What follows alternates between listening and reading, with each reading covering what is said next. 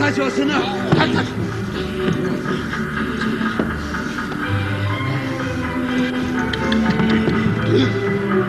1982 жылдары мына чоң актер актрисалар менен чогуу иштешип калдым. Маселен Дүйшөн Байтөбетов, Марат Алышбаев, Токтобек Сатаров, Гүлайым Каниметова, Назира Мамбетова, Алымгазы Конушбаев, Шайынбек Кыдырмаев, Асан Аманов, Бектен Абдылдаев деген агайлар менен ошол 89-жылдарга чейин иштешип калдык. Ушул агайлар мен наставниктерим болот да. Анан эми ушул агайлардан мен көп нерсе алдым десем жаңылышпайм. Себеп дегенде баягы биздин айылга ушу спектакльдерди коюп барганда ушул агайлардын да таасиринен мен өзүм актер болгонго ушундай дилгирленип калгам да. Ушулардай актер болсом деп самачымын да. Мына ушул баягы жаштын тилегин берет деп көз ачып жумганча ушул актерлор менен дагы партнер болуп чогуу иштешип калганыма мен өтө сыймыктанам. Албетте булар менен иштештин өзү мени көп нерсеге, турмушту жаңы көрүп таанууга, сахна эмне экенин ушул баягы партнер менен ойногондо, ошол жашап ойногондо ушулар үйрөттү десем жаңылышпайм.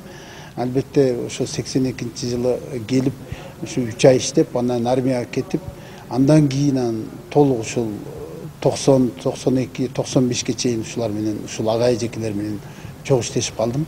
Андан кийин булар албетте баягы башка театрларга кетишип, азыр ошол башка театрларда эл артисттери болуп иштеп атышат. Жакшы иштери ушул мен кээде ошол спектакльдерди ойноп Бишкекке барганда ушул агайлар дагы деп сыймыктанып калышат да. Ушу биз тарбиялаган балдар ушинтип ойноп калыптыр деп келип куттукташып, ыраазычылыгын айтып, аябай жакшы ойнодуң, сон бизге аябай жакты деп өздөрүнүн баягы ыраазычылыктарын айтышат. Ушинтип баягы көз ачып жумганча эле убакыт ушунчалык тез өтүп кеткенин дагы байкабай калат экенсиң да. Чынында мен ушулар менен иштегениме өтө сыймыктанам.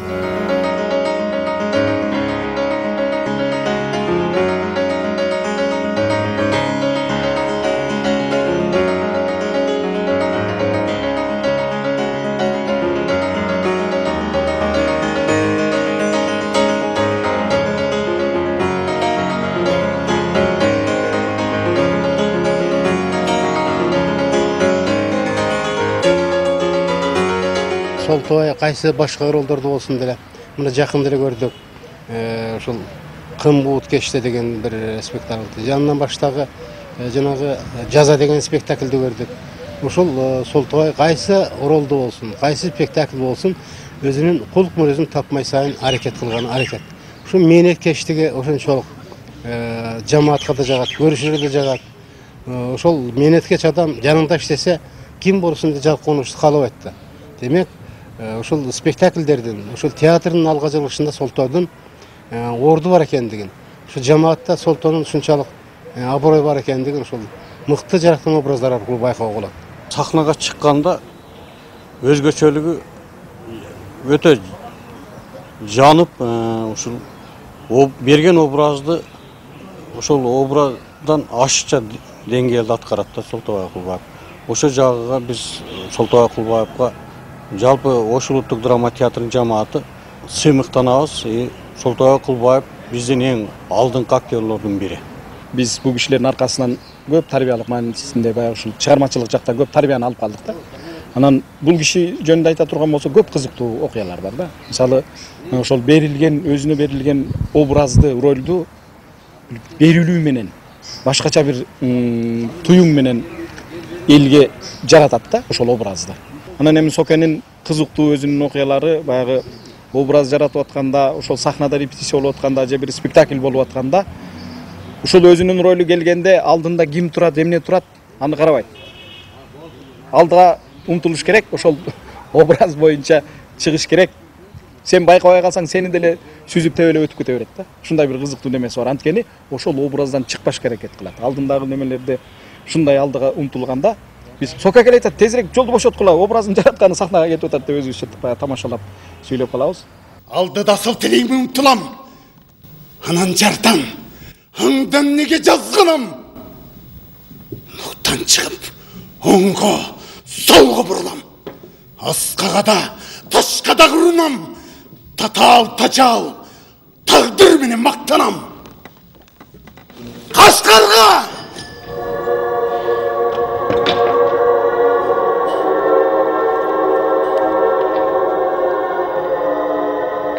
Мен 1963 жылы Аксы районундагы Жергетайлы айылында төрөлгөм. Атам раматылык ветврач болгон. Апам болсо башында ошол мугалим болуп, анан кийин колхоздо эмгектенген да. 6 тууганбыз да. Балалык кезим ушул айылдан өттү. Эми туулган жердин топурак алтын деп бекеринен айтылбаса керек. Дайыма элестей берем да, ошо айылга барганда бир кенен дем алып алам да, ушунчалыкча бир сонун таза абадан, анан ошол айылдын суусу, айылдан жер жемиштери, ошол айылдын баягы уйлардын үйрөп, колдордун майрагандары эрте менен башталат, кечке чейин өзүнчө бир. Ушунчалык өзүнчө эле айылда жашасаң өзүнчө эле бир симфония да.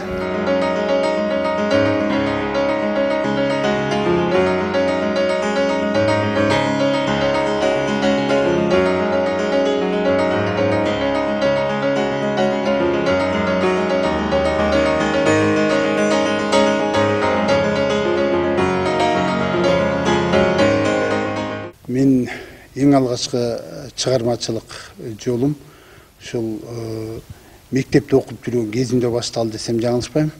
Себеп дегенде мектепте окуп жүргөндө манас айтат элем, тамсил айтат элем, анан кийин ошо ырларды окуйт элем, анан ушу баягы кызыктуу бир нерселерди жасай коет элем, мындай поэма бир ушундай эмелердичи.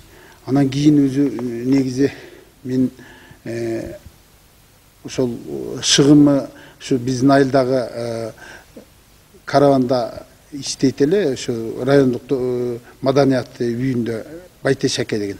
Ошо Байтешеке мени ошол эң алгачкы жолу ушу элге алып чыгып, ошо манас айттырып, тамсил айттырып элге алып чыгып, ошо эл менен баягы биринчи жолу байланыш түздүм десем жаңылбайм. Албетте баягы бу турмушта кичине бир жагынан жаштык кезим болсо керек, экинчи жагынан ушул тартынуу сезимдер болчу эле. Анан ошентип баягы элдин алдына чыгып, өзүмдү кичине болсо дагы баягы талантымы 10 классты бүткөндөн кийин Бишкекке келип окууга тапшырып, актерский факультетке. Анан ал жакта окуп, окууну бүткөндөн кийин ошол убактарда ошо армияга барбай калуу деген балдардын эмесине өтө намысына тийчү да. Ошон үчүн мен ошол окууну бүтүп келгенден кийин 80-жылы 82-жылы ошо 3 ай иштегенден кийин анан армияга барып, кызмат өтөп келип, анан кайрадан ошо иш жолунду баштадым. Eski göz karашты ташташ керек да. Жаңча жашоого үйрөнүш керек. Болгос айтпадымбы? Жанагындай. Көрүнгөнгө тепсенде болуп кул болуп иштөөгө туура келет деп. Капырайды. Бул атаңы көздөн ийбиз. Тийбегиле. Өлсөм, өлүгүм ушундай чыгат. А кокус менин көзүм өтүп кетсе, ма десе трактор келип түртүрүп сал. Экинчи кабатка чыккым жок. Көргүм жок деп. Ыйлап эле жүрөсүң го, ма? Ыйласам ыйлагандырмын. Ыйладым деп эле бардык нерсени бүлүндүрүп салмак белек. Ошондон баштап баягы жаңы спектакльдерде, маселен, Барпы деген спектакльде ошо Барпынын жигитин ойнодум. Андан кийин Мирошниченконун Жаңылануу деген спектакльинде Юсуфту ойнодум. Андан кийин Чыңгыз Айтматовдун Бетме-бет спектакльинде Асантайдын ролунда ойнодум. Анан Ашырбай спектакльинде Солтобайды ойнодум. Ошентип баягы чыгармачылык улам жаңы спектакльдер, жаңы образдарды жаратып атып, бир топ спектакльдерди ойнодум. Кийин ошол Адылбек Тыйканбаевдин Жазайымдын Актаңы Бектурдун ролунда ойнодум. Ошол спектакльдерди ойноп жүрүп 15 жылдык, анан 25 жылдык, анан 30 жылдыкта, ошол 30 жылдыкка барганда 2002 жылы Кыргыз Республикасынын эмгек сиңирген артисти деген наамды ыйгарышты. Ошол мен алдым. Анан 2013 жылы Муратбек Рыскулов атындагы эл аралык сыйлыктын ээси болдум. 98 жылы театралдык фестиваль болгон Танабайдын образын жараткандык үчүн деген эмеде фестивалда, ошо Айтматовдун 75 жылдыгында. Ошондо дагы Танабайдын ролун мыкты жараткандык үчүн деген жакшы ийгиликтерге жетиштим.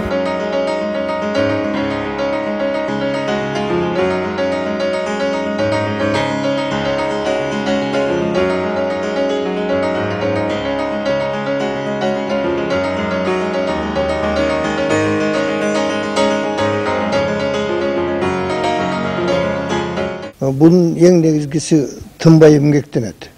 Бул артист деген жөн эле мындай пьесаны жаттап алып анан сценага чыгып ойноп койгон, ошол текст айтып койгон ал артист эмес да. Ошол образды жаратканга мындай режиссер менен кошо иштеп, аракет кылып, тынбай иштеп, ошондон анан эмгектен бирдеке жаралат, образ жаралат. А бунун эң жакшы жери ушул эмгекчил. Өзү да тынбай иштейт күндө. Калп айткан менен эмне кесиби кээ бир артисттер ошо ойноп аткан образда, спектакльдагы немесе пьесасында жакшы, текстинде жакшы айта албагандар деле бар да арабызда. А бул ошо биринчи ошо текстти жаттап анан ошо образды ачышка тынбай эмгектенип, ошонун артынан ошо жакшы чоң образдар жаратты. Өзүнө тарта турган, эгерде ошо сахнада биз бир образ менен жашай турган болсок, албетте бул актер деген мындай да, артист деген ошол артисттүү болуш керек да. Артисттүү образдар түзүш керек. Ошол ар түркүн образдарды жаратып, көрүүчүлөрдүн ишендирип, ошол көрүүчүлөрдү өзүңө тартып, ошол спектакльдин аягында көрүүчүлөр рахаттануу менен гүл берип, кол чаап отурса, демек бул ар бир артисттин, актердун ийгилиги деп ойлойм да. Негедир ошол образың чыкпай калгандай, кээде ушул кичине жетпей калган учурлар да болот да. Анан ошондо өзүңө суроо бересиң. Эмне үчүн мындай болуп калды? Демек, кайсыл бир жерде мен жаңылыштык кетирдим же кайсыл бир жеринде мен ошол жашабай калганымды сездим. Кийинки ойногондо ошол өзүңүн ошол кемчиликтериңи кайталабаганга аракет кыласың да. Мунун баары сени бактылуу кылыш үчүн жасап келем. Кызым, мен сенин абалыңды түшүнүп турам. Кызым,